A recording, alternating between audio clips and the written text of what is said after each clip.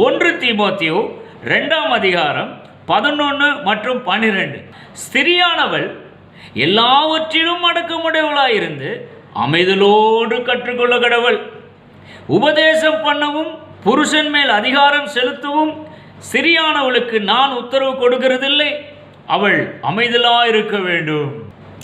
இந்த வசனங்களை வாசிச்ச உடனே பல பேர் எப்படி நினைச்சுறாங்க அப்படின்னா, பெண் அடிமைத்தனத்தை குறித்து ஆங்கிலத்தில் விமன் ஸ்லேவரி என்று சொல்லுவார்கள் அல்லவா, பெண் அடிமைத்தனம்.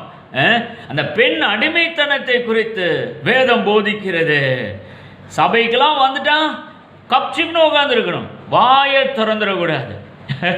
ஏதாயிலும் கற்றுக்கொள்ள வேண்டும் அப்படின்னு அவங்க நினைச்சாங்கன்னா வீட்டில் போய் வீட்டுக்காரர்கிட்ட ரிக்வஸ்ட் பண்ணி சொல்லிக் கொடுங்கய்யா அப்படின்னு சொல்லி கேட்டுக்கொள்ளணும், கேட்டு கற்றுக்கொள்ளணும். சபைக்கு வந்தது என்ன பேசுறது, அப்படிலாம் பேசக்கூடாது அப்படின்னு பெண் அடிமைத்தனத்தை குறித்து இந்த வேதம் போதிக்கிறது.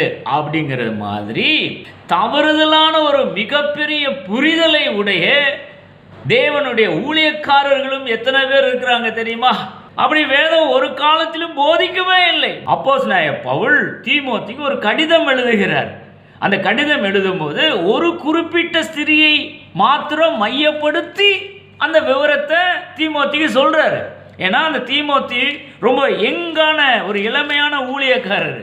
அவரால் இந்த ஒரு குறிப்பிட்ட ஸ்திரியை கண்ட்ரோல் பண்ணவே முடியல. பாருங்க, நியூஸ் போயிருக்கும் பவுலுக்கு, பவுல் என்னால் இந்த ஸ்திரியை கண்ட்ரோல் பண்ணவே முடியல, என்ன பண்ணுறதுன்னு தெரியல அப்படின்னு நியூஸ் போயிருக்கும்.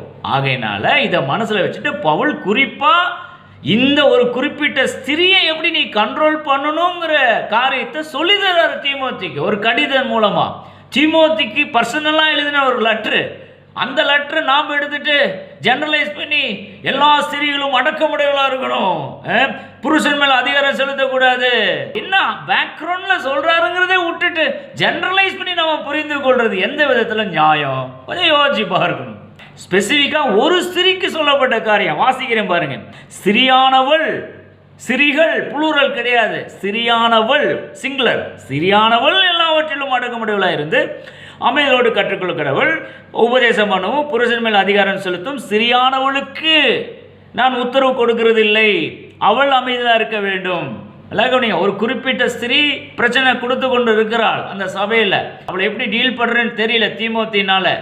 தீமோத்தேயுக்கு ஒரு அறிவுரை கூறி ஒரு கடிதம் எழுதுகிறார் அந்த பர்டிகுலர் ஸ்திரியை மையப்படுத்தி. இதை நம்ம ஜெனரலைஸ் பண்ணி 19 எடுத்து புரிந்து கொண்டா அது எப்படி நியாயமாக இருக்க முடியும்?